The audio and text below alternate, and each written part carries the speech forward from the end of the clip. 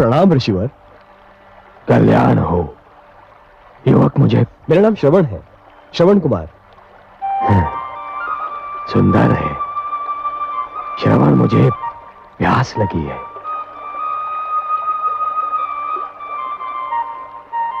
क्या बात है?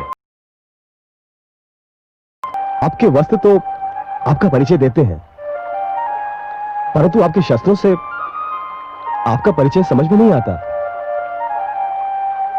तुम मुझे मेरे वस्त्र देखकर मुनि कह रहे हो, परंतु मेरा ये धनुष, मेरा परशु, ये तो मुझे मुनि सिद्ध नहीं करते।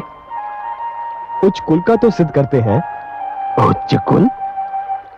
मेरा कर्म जाने बिना ही केवल मुझे देखकर ही तुमने मुझे उच्च कुल का सिद्ध कर दिया।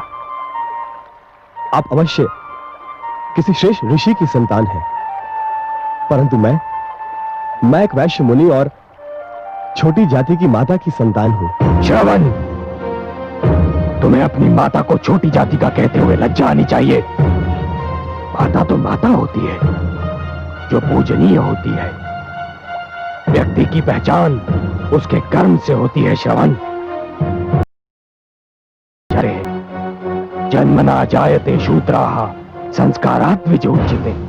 क्षमा करें, मैं तो आपका विचार करके कह रहा था। मेरे हाथों से जल लेकर। श्रवण, वायु हर श्रेणी के व्यक्ति को छू कर आती है, और हर श्रेणी के लोग उसी वायु से अपनी श्वास भर लेते हैं, शीतलता प्राप्त करते हैं। सूर्य की किरणें भी सभी के लिए समान होती हैं। श्रवण, मेरा अर्थ समझ रहे हो ना?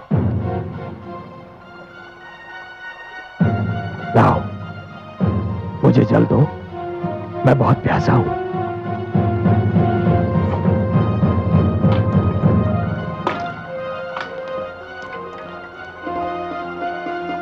सुखी रहो।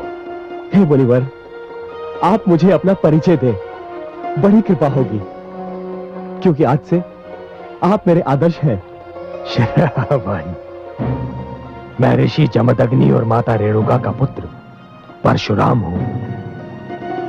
जन्म से तो ब्राह्मण हूं, किंतु कर्म से मुझे क्षत्रिय बनना पड़ा।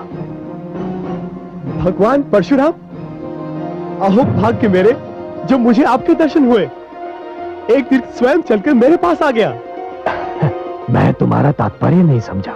मैं अपने अंधे माता पिता को तीर्थों की यात्रा कराने निकला हूं। वो जो बैठे हैं मेरे माता पिता हैं।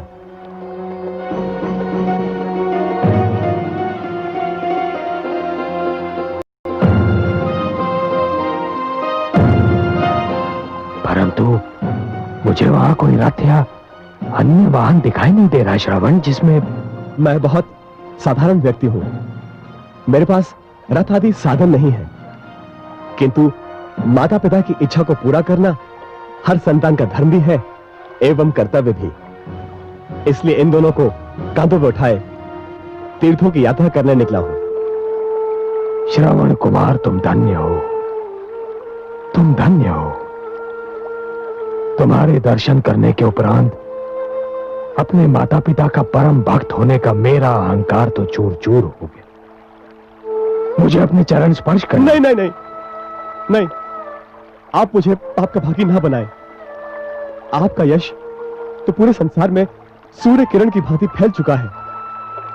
अब चलिए, चलकर मेरे माता पिता को दर्शन देकर धन्य कीजिए। श्रवण, मैं भी उन माता पिता का दर्शन करके धन्य होना चाहता हूं, जिन्होंने तुम जैसे पुत्र को जन्म दिया। चलो। चलिए।